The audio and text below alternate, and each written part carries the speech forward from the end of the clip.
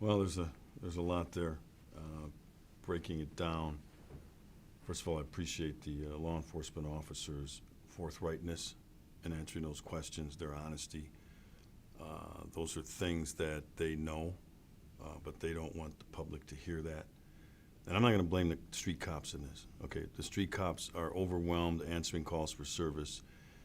They don't get any time anymore to spend on things like routine patrols, through neighborhoods, high crime areas, in and around schools, because they're just going from, it's police jargon, hitch to hitch, assignment to assignment. And I thought with some things that were going on in Milwaukee County at that time, I said, we need a different model here. First of all, let's be honest with the public and let them know. And I heard that throughout this video I just watched, okay? We're not omnipresent. We can't be everywhere all the time. We'll try to get there as fast as we can. Several of them said, you're on your own. And that's the truth. And that's why I said I'm not going to take this out on the street cops. The citizens in Milwaukee County and the law enforcement officers have been abandoned by the political leaders like Tom Barrett, who was depicted in this video. The city of Milwaukee has furloughed police officers, 1,500 police officers, 3 days each. That's 4,500 fewer man days, if you will. We have female officers, but man hours spent on the street, okay, answering those calls for service. The calls for service aren't going down. They don't get furloughed, all right? The Milwaukee Police Department as well, and I worked there for 24 years, and that's important to point out, before I became sheriff. So I'm very familiar with that organization. I still have friends within that organization. So I'm not talking out of line here. I spent nearly 25 years patrolling these streets in this city, answering calls for service and protecting my community. And I need to qualify that as I go on here. So the Milwaukee Police Department is operating with about 200 vacancies, law enforcement officer, police officer vacancies. That's gone on for years. That's not new. That's gone on for years, unfilled, which communicates to the public, you're on your own.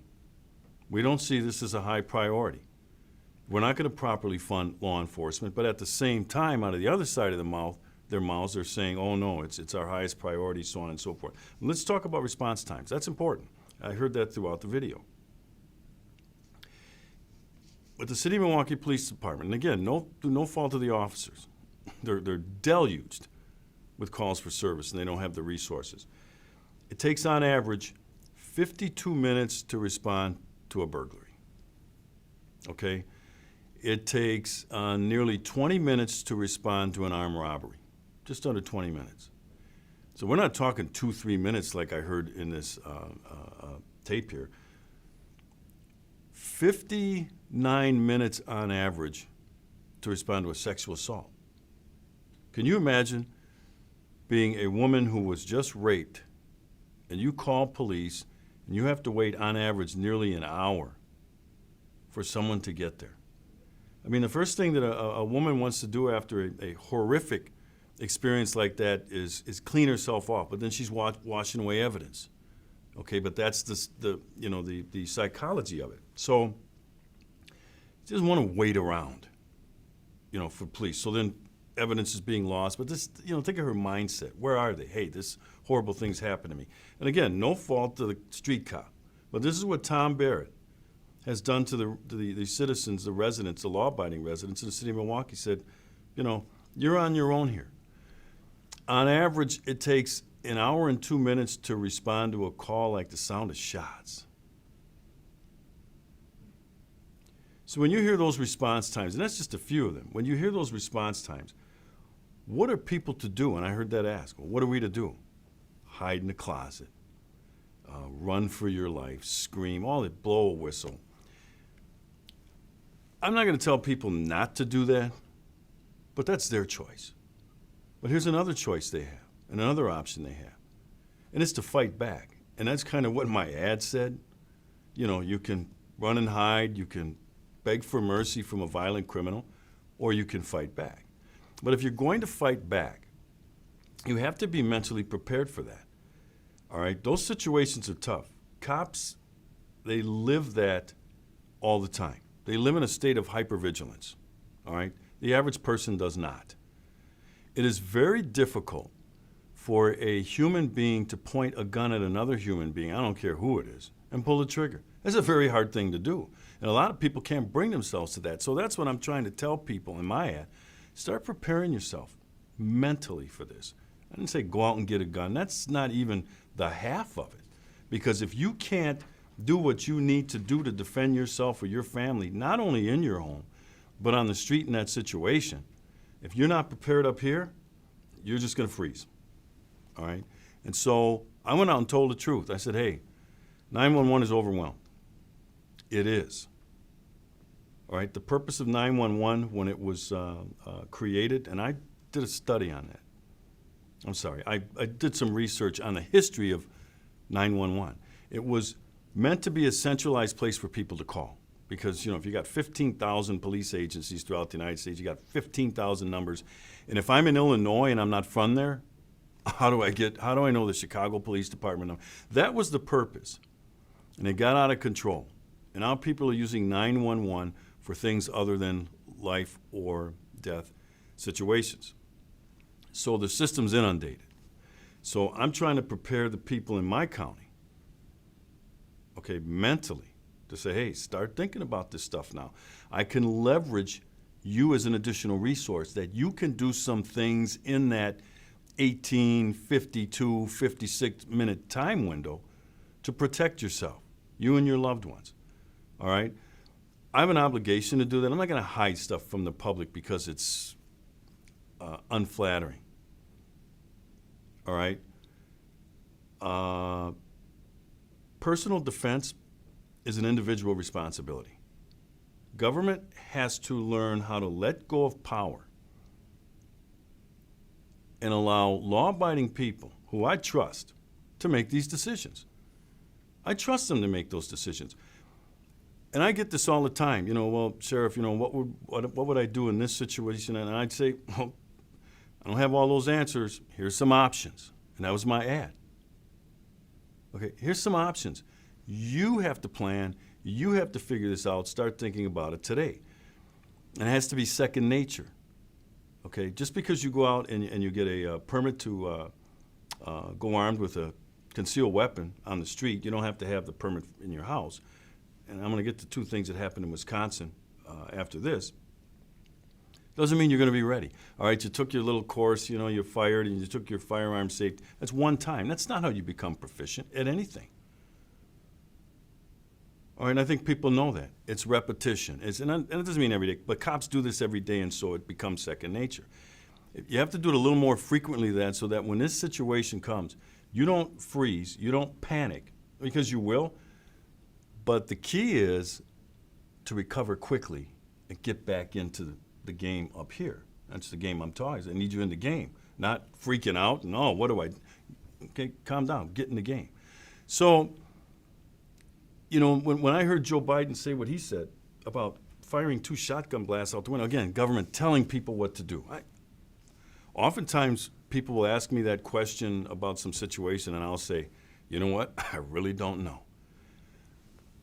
That's your choice, that's your decision, but here's some things to think about. I wouldn't tell them fire a shotgun blast out the window. First of all, on a porch. First of all, if you're in a residential neighborhood, that might be effective for killing a street light, but that's about it.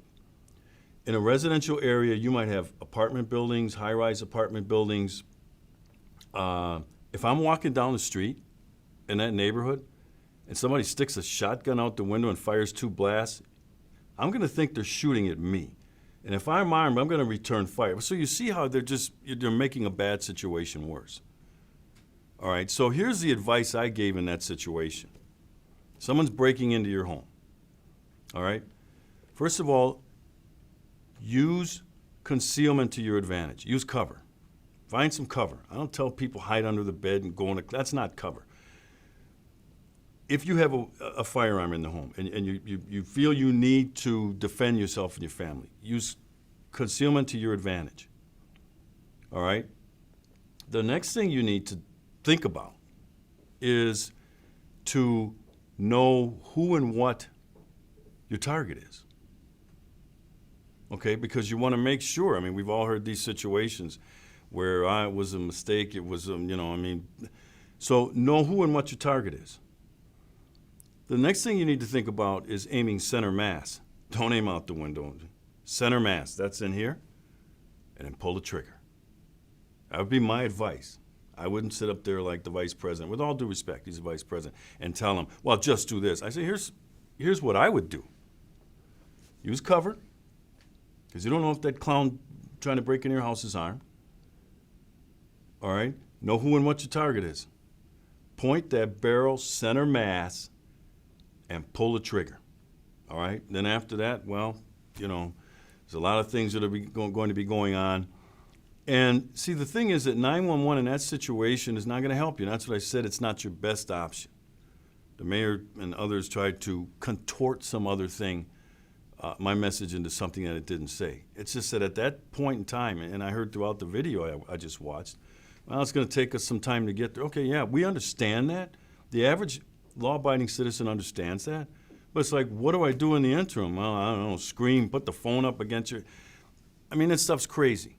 Yeah, I tell you, I did. I chuckled a few times here, and one of them was when some officer said, well, get a dog. And I have a sign in the window of my home. And it says, we don't dial 911. And it has the head of a Rottweiler. I own a Rottweiler. And then it has a semi-automatic handgun. And I didn't put that up to be funny. That was a message to anybody thinking about breaking into my home. I don't dial 911. All right? I will afterwards to say, come get this dead guy out of my house. He's bleeding out and he's messing up my carpet. All right? And that's not the sound, it's just, that's the reality. I'm not going to fool around with that. But that's the mindset I have, but I've been a cop for 35 years. All right, so I have that. I live with that every day, and it becomes second nature. I don't have to think about it. And I want law-abiding citizens, because I trust them to make those decisions as to what to do. And if they want to blow the whistle, fine. I don't tell them not to, but I don't think that's going to be very effective in some of these situations. So I want people to think about what's going to be effective. All right, if you want to run out of your house, fine. I'm not running out of my house unless the house is on fire. That's my house, and I'm not running from it to give the bad guy carte blanche. So now let me talk about the two things that have gone on in Wisconsin in the last year and a half they've changed the dynamic here. Wisconsin passed the Castle Doctrine law, and that allows citizens to use force up to and including deadly force against a home intruder. And it's the home intruder who now has to explain why he was coming into your home. And we've had some of those incidents since then where the intruder was killed. Before Castle Doctrine, if you use deadly force, the onus was on the homeowner, and it doesn't have to be a homeowner, it could be an apartment dweller. They had to prove that what they did was reasonable. Now they don't have to. Okay? The other one is the Personal Protection Act. And that's the concealed carry. Where you can, you have to take some course and pass the background check, whatever, and then you get a permit to carry, to go armed with a concealed weapon. I'm trying to leverage those two things to give people, law-abiding people, some options in the interim, in these exigent circumstances, some things to do, because the police can't get there right away. And they may not. All right? The police chief here, Ed Flynn, we're from different schools of thought on this. We just are. There's nothing wrong with that. Okay? Just two different schools of thought. He made this comment about response times, because that's been a big thing here in the Milwaukee area. He said people will wait around all day for the cable man to show up to install cable. They'll wait around all day for the furniture delivery to be made. I think it's reasonable for people to wait a reasonable amount of time for a squad to show up. That's his attitude. Okay? In that same interview, there was a man in a prominent neighborhood in the city of Milwaukee, Sherman Park neighborhood, very solid middle class, a lot of crime. That's one of the things, burglaries, robberies. The police put out a news bulletin, street robberies, burglaries up in the Sherman Park area. That's when I said, that was the moment that I said, that's it. We got to do something else here. And then that led me to start looking at this stuff, and then I came up with this personal safety ad. But there was a guy who was interviewed who lived in that neighborhood. He said, you know what, I don't even bother calling the police anymore. He says, if you try to call on a Friday night for the sound of shots, you're just going to be put on hold. He wasn't making that up. He wasn't exaggerating. That's the reality. The 911 system on certain nights is overwhelmed. So this guy, it leads to some people not even bothering anymore. All right, and those are the things that I thought, I'm not going to leave people in these situations anymore. All right, we need to change this dynamic and put the law-abiding citizen on offense, to put the law-abiding citizen in charge of their personal defense. As I indicated, personal defense is an individual responsibility. It's always been that way. But we kind of got away from it, and we got, when I say we in government, got people to rely on this. Government can do it. Government, just call government. Government has the answer. Well, now the thing is overwhelmed. And so I'm trying to put this responsibility back on law-abiding citizens and say, there's some things you can do here. They can help me, but they got to be ready up here. I took you through what led me to do it. I didn't mention Newtown. This had nothing to do with Newtown. Okay, the violence that's gone on in this area, and by the way, violent crime is up nearly 10% in the city of Milwaukee in 2012. Okay, 10% increase. I think aggravated assaults are up nearly 33%. So that's what I'm responding to, not Newtown. That's what I find unconscionable. I really do. That the anti-gun movement in this country, and they lay dormant, and they've been dormant for a long time because there is no public support for the kind of nonsense that they're suggesting, and they know it. So they lay dormant. And when a situation arises, they exploit that. They exploited the misery and the tragedy of the people of Newtown, Connecticut, the Sandy Hook School. They exploited their tragedy for political gain. They have no soul to do something like that. Mine had nothing to do with Sandy Hook. You know, it happened at the same time, but what's been going on in Milwaukee has been going on for quite some time. So, you know, I looked at this, and that's why they tried to contort my message, because it interferes with their objective of gun control. All right? I happen to support freedom. And I think the Second Amendment is about freedom. All right? It isn't about hunting. It isn't really about personal defense. There's some parallels, but it's about freedom. It's about law-abiding people being free to make decisions in their lives. That's what the Founding Fathers wanted. That's why they created that Bill of Rights. Freedom from government intrusion, from the overbearing federal government. That was their biggest fear. Okay, that's what it's about for me. I want you to decide how you're going to defend yourself. I want you to decide what weapon you want to use. Within, you know, none of this is absolute, but we already know what the parameters are. The gun movement in this country, they're trying to squeeze those parameters closer together and take your freedom away. When I hear this, why does somebody need a large capacity? Because they want one. How's that for an answer? Why does a person need an AR-15? Because they want one, and because the Constitution allows it. Now, there's certain weapons we don't allow, and I think as a country, you know, for the most part, we're pretty comfortable with that. All right, we don't want people to have machine guns. And okay, nobody from the NRA and nobody that supports the Constitution is pushing for that. I don't really think, in my opinion, you know, that the things that we've decided, you know, felons, we don't want felons to have handguns. As a country, we kind of say, yeah, we're comfortable with this. We don't think that really squeezes the Second Amendment.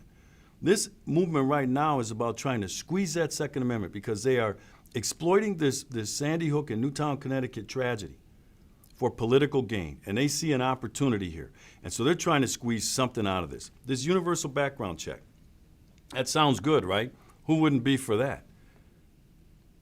That had nothing to do with Aurora, Colorado. It had nothing to do with the suspect in the Sandy Hook. It had nothing to do with a background check. As a matter of fact, the guy in Aurora, Colorado, he passed the background check. The guy who, Wade Michael Phillips, I think his name is, who did the temple shooting, the Sikh temple shooting here in Milwaukee, right? Tragedy, right? He passed the background check. So this doesn't have anything to do with background checks. What this is they're trying to find some nugget that they can take out of this and claim victory. See, and I think that's a shame, because this isn't about political victories. This is about freedom. This is about your being free to make some of these decisions in your life, because I trust you to do it. You're a law-abiding citizen. I trust you to do it.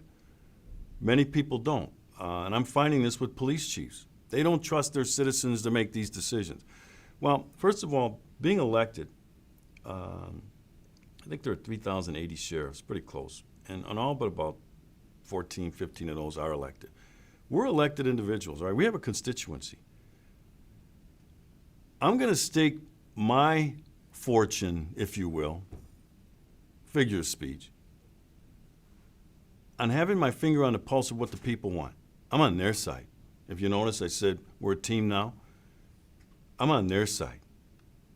I kind of know what they're feeling and what they're thinking. Why? Because I'm out there talking. I'm tethered to them. I'm not tethered to the political class. That's why I get a lot of the blowback that I do from people like Mayor Barrett, police chiefs. They're not tethered to the people. They're tethered to the political class. That's dangerous, especially for an elected official. And Mayor Barrett's an elected official, all right? And he's part of this Mayors Against Guns, this gun-grabbing initiative that he runs around with, and it has nothing to do with street violence, because it's the type of street violence that I've been dealing with for my whole career. Has nothing to do with the Second Amendment. Nothing. There is nothing we can do in the Second Amendment that's going to affect the street violence that we see on a daily basis. Why? Because the felons, the thugs, the criminals don't care about the law. They don't care about the law. So when we make more laws and more hurdles for law-abiding people to jump over, the only people we burden are the people who, the law-abiders. They don't use guns to settle disputes. They don't use guns to take other people's property. They don't indiscriminately shoot people in drive-by shootings. So why are we hassling them? We need to start attacking. And the Chicago Police Superintendent McCarthy is a good example of some of the stuff, the ridiculous stuff. You want to talk about irresponsible?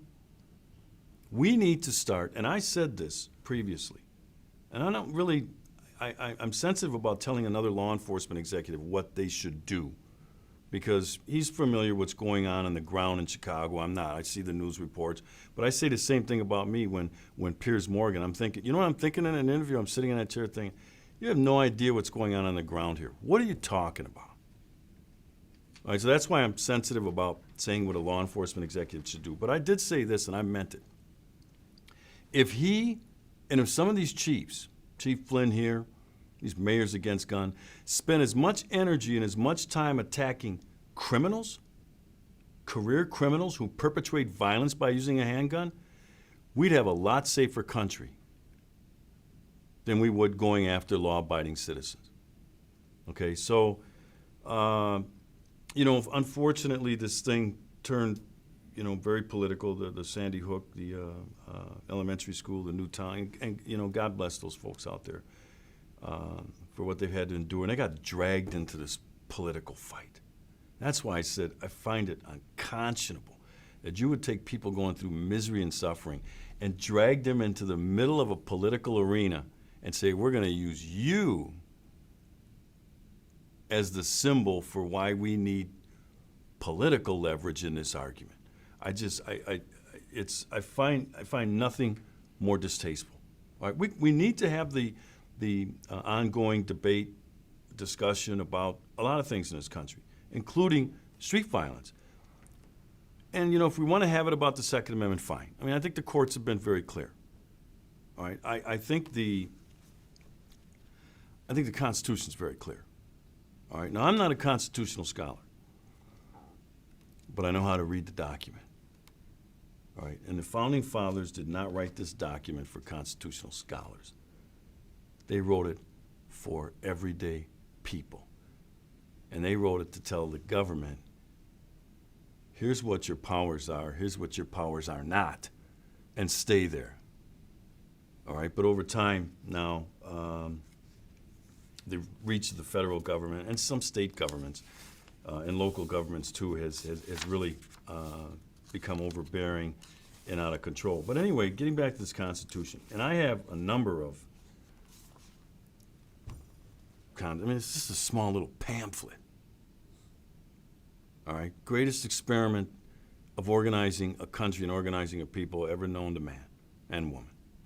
This document right here. It has withstood the test of time for a reason, because it's about freedom. And so you don't have to get real technical and real. It's about freedom. This is saying we want to be free. We want to organize ourselves in an orderly society. So here's what we'll do. We'll have laws. We'll have this. But we want to be free for the most part. And that's what I find to be the brilliance of this document. All right, sure, I take an oath and I say I will uphold the Constitution and the laws of the United States and the state of Wisconsin and the Constitution of Wisconsin. But really what I'm saying is I support freedom. I'm on the side of freedom-loving people. All right? The Declaration of Independence, I read that too. There's a lot in there that's applicable to today. So when I said, and this was another thing that was taken out of context, and I'm in that political environment, so this is going to happen, so I don't get all flustered and frustrated.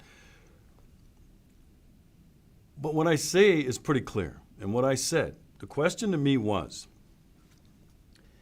if the federal government decided to disarm America and federal officials started coming into communities and going into homes and taking weapons, would you be a part of that, supporting that? I said, absolutely not. I said, because first of all, I don't want to get shot. All right, and I said, the second reason is, I said, you would see the American people rise up and you might see the second coming of an American Revolution. I did not call for an American Revolution. I said, that's what you might see. And that's why I wouldn't be a part of that. All right? The American people are only going to put up with so much before they push back. And so that question was, if the federal government came down, not through a law, a decree from the president, an executive order or something, would you be working with them? And I just said absolutely not. So,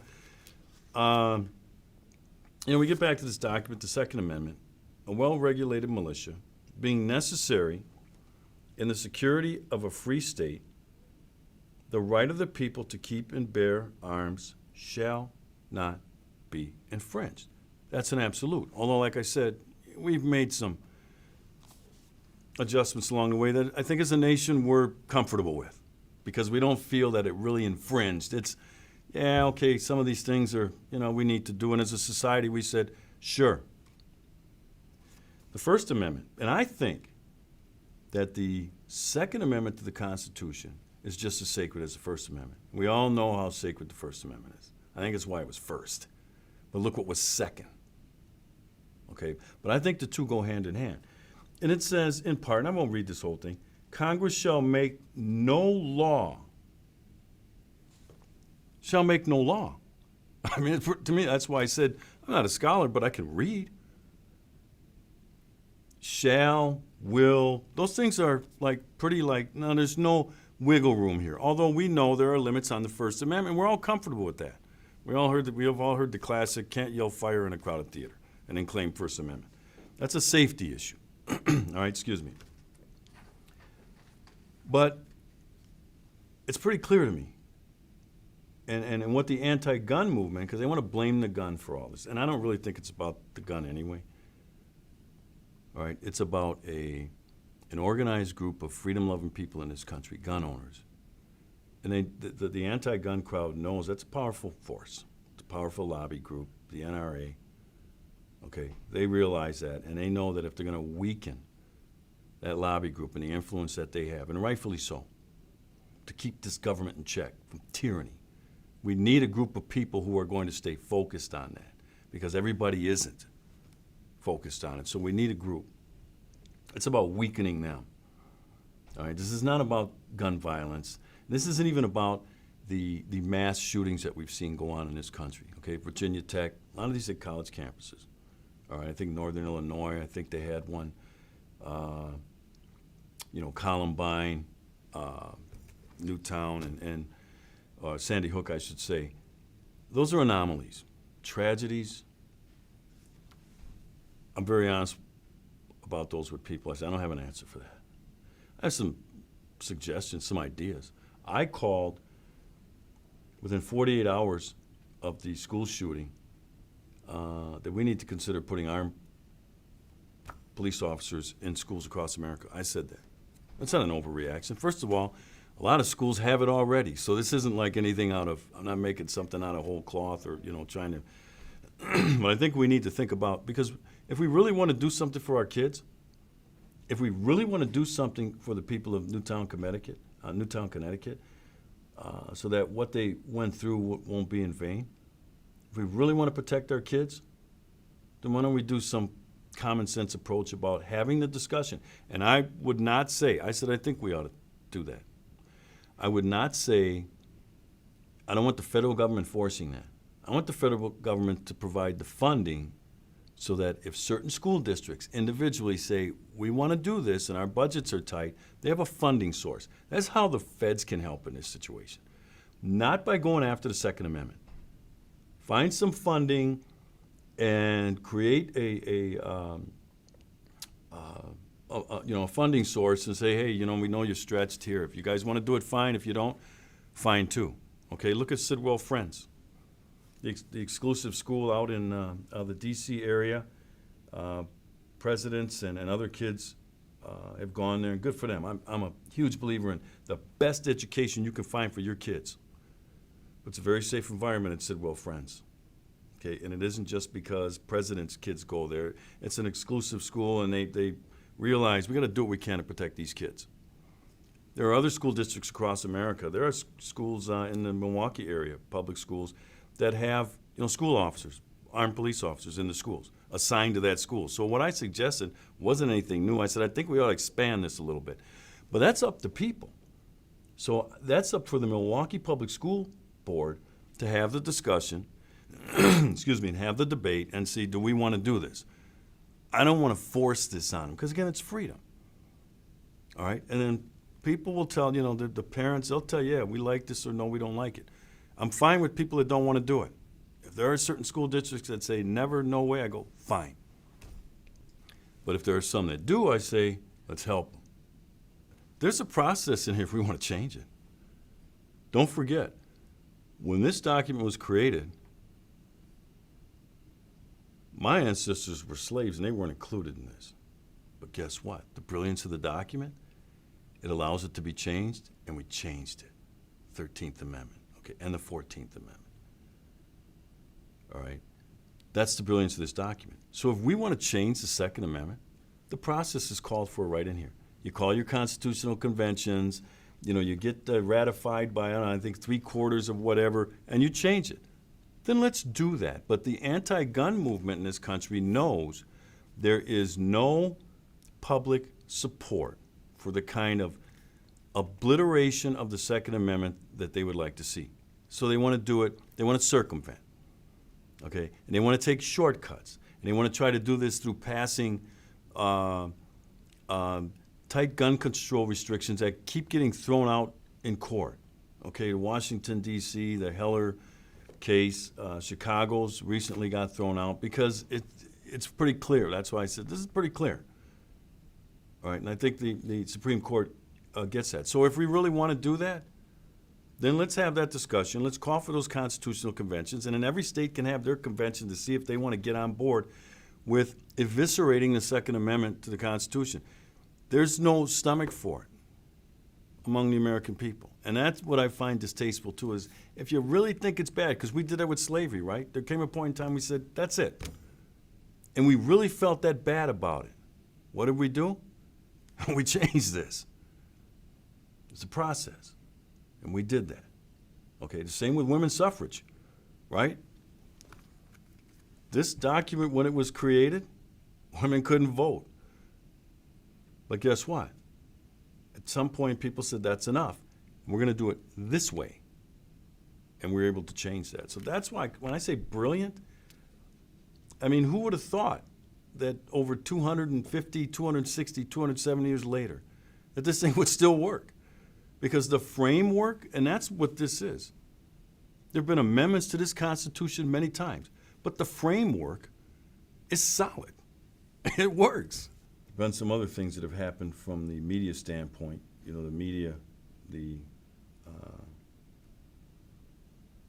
I'll spare you some of the adjectives I use to describe them, because they play a role in this. I mean, they're named in this too, right?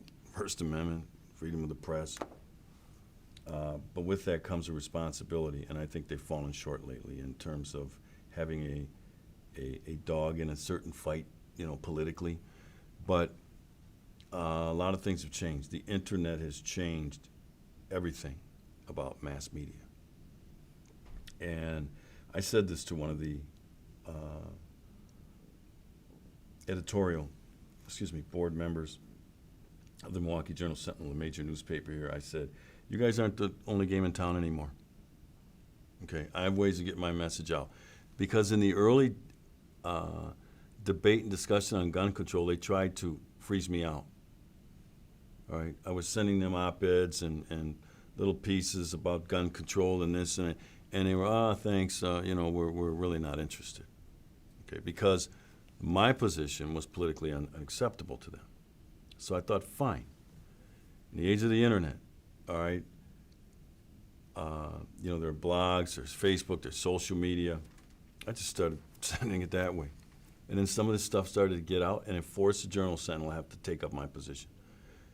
All right, I was a dissenting view to the prevailing orthodoxy of, yeah, we need gun control, we need stricter. Why should anybody be able to buy ammo over the internet? And I said, well, we can have the debate, but why don't we hear from people with a different viewpoint on it?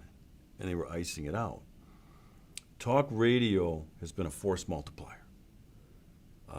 Talk radio here in the Milwaukee area has been very supportive, and just in terms of letting me get my message out. All right, they've created those opportunities for me. I can call in, I can go into the studio, and we can have this discussion, because I believe in discourse. And let's just have the discussion. Let's present both sides. The local newspaper here likes to present one side. I said, well, no, let's get both sides in here and let people decide for themselves. That's my attitude is, yeah, we should have a talk. We should have a gun control debate. Let's hear from the other side. And so, you know, I have to take advantage of those new opportunities from a mass communication standpoint to get my message out. And the reason I do is a lot of people have opinions on this and whatnot, but I'm a public official.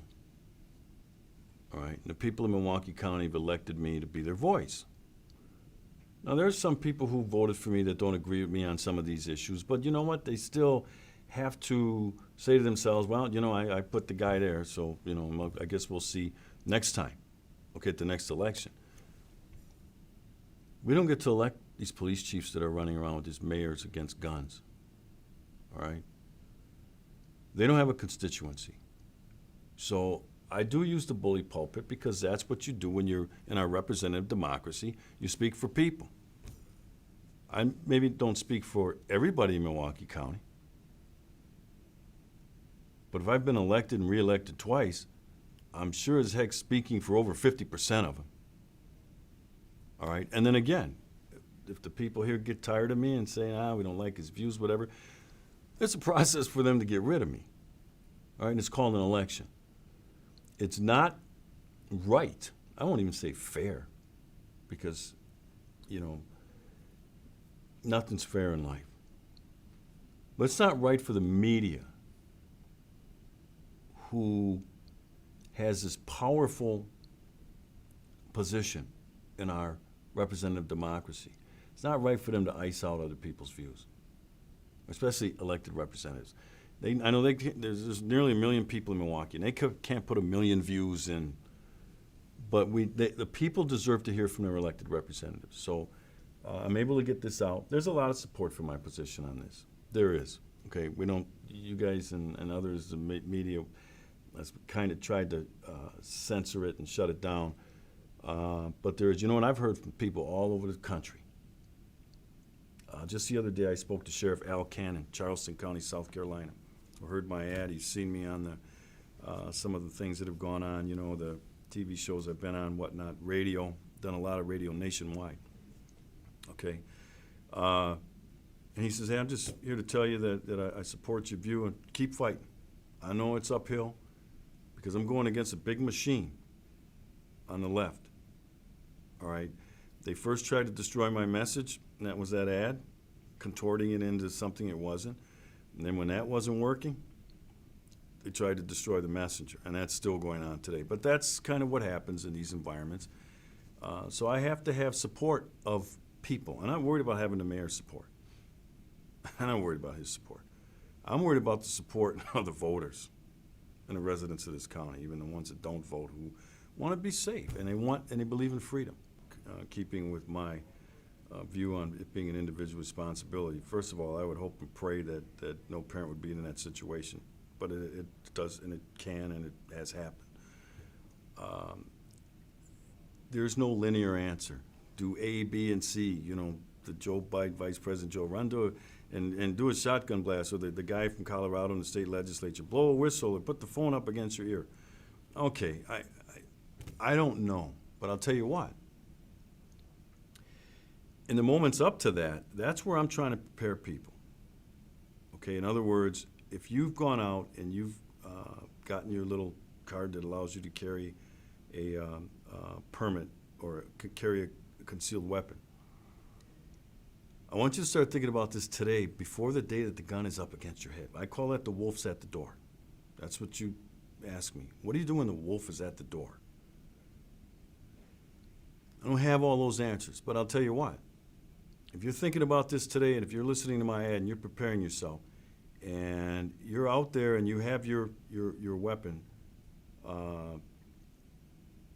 as part of this right, comes some responsibility, and you need to become a lot more hypervigilant. So if you're in areas and you're just not comfortable with something, don't just, it's probably nothing. Start thinking. All right, those red flags, don't try to erase them from, it's probably nothing. Well, I'm not going to, no, go, hey, my instinct's telling me something's not right here. All right, and then that's when you have to, like I said, you got some choices when I talk about use cover to your advantage, to do this, this the advice I give. Once the wolf is at the door, it's too late. It really is. Then you can just hope and pray that the end result works out for you. I can't imagine. I talked to a rape victim from Nevada last week, early this week. Well, it is early this week, so it would have been late last week. Compelling. I'll tell you, it ripped my heart out to hear her story. She is a concealed permit carrier in the state of Nevada, and she does go armed with her weapon. She's a college student. We didn't even talk about gun-free zones. Okay, gun-free zones get people killed. That's all they do. The only person that is truly safe in a gun-free zone is the criminal, and they know it. Why? Law-abiding people are going to obey the law. They're not going to be armed. That's all gun-free zones do, is protect the criminal. But anyway, she's attending University of Nevada, Reno, and they have a gun-free zone on the college campus. Now that's for the people in the state of Nevada. If they want to vote for those legislators, fine. But they took her freedom away. Remember I said this is about freedom? For her to be free to choose how she's going to personally defend herself. They took it away by saying no gun here. That's why I said this is an issue about freedom. That's her decision. When I talked about how government has to learn how to let go of power and start empowering citizens and letting them make these decisions, whether or not she wants to carry the gun on the college campus. I'm not afraid of Amanda Collins, and she put herself out there, so I'm not exposing a rape victim, which I'm very sensitive to. and she knows she did. She put herself in this. But I'm not afraid of her with a gun. I'm just not. To make a long story short, she's returning from class one night when a person on the campus in the gun-free zone with a gun puts a gun up against her head and brutally rapes her right there on college campus. Here she has a concealed carry permit. We don't know what would have happened. I don't get into this. If they had a gun, they might have, because I said it's up here and most people aren't in that mental state. But I'm not saying she couldn't, but here's what I say, but that should be up to her. Maybe she couldn't have done anything if she'd had the gun, but it still would have been up to her. Should I do something? Should I not? What should I do? I don't want to tell Amanda what to do, or anybody in that situation. I'll give you some advice, because I lived it. You know, I'm a cop. I lived this stuff, and I know what that state of hypervigilance is. It's very hard to attain. All right, soldiers understand it too. So, you know, I talk to people like her, and I see what happened to her, and government played a role in her being brutally raped because they took her freedom away. And that's why when I said I hear this guy from Colorado blow a whistle, we have call boxes. What good would that have done her once the wolf was at her door, when the guy puts the gun up against her head and he says, if you scream, I'll kill you, and then he rapes her. The wolf was at the door. I don't know what you do in that situation. This guy then went out and 3 weeks later, I believe it was 3 weeks later, raped another woman and killed her. Same guy. Now he's on death row. Now it's too late. Okay? But think about that. How the state of Nevada, and I'm 10th Amendment, states' rights, they can do what they want. But you see how this is not about, you know, some of the things that have gone on in this discussion. This is really about freedom. Let Amanda decide if she wants to carry her gun on campus. Right? A lot of violence against women happens on college campuses. Aurora, Colorado, the theater, was a gun-free zone. Who was the safest guy in there? The guy dressed up as a Joker. All right? And in Newtown, Connecticut, Sandy Hook School, who was the safest guy in the school that day? The guy with the gun. He was the safest guy in there. Didn't protect any of the other people in that gun-free zone who didn't have the freedom or the right to choose if they should or not. See how gun-free zones, they get people killed, they get women assaulted, they get people hurt. That's all they do. Public places. If you're a private business and you want to have that, God bless you. That's your call. Remember, it's about freedom. The business owner says, not in my establishment. I'm okay with that. I can decide I'm not going to go there. But when you do it in a public place, I no longer get to decide. You, government, have made that decision for me, and I don't want you making those decisions.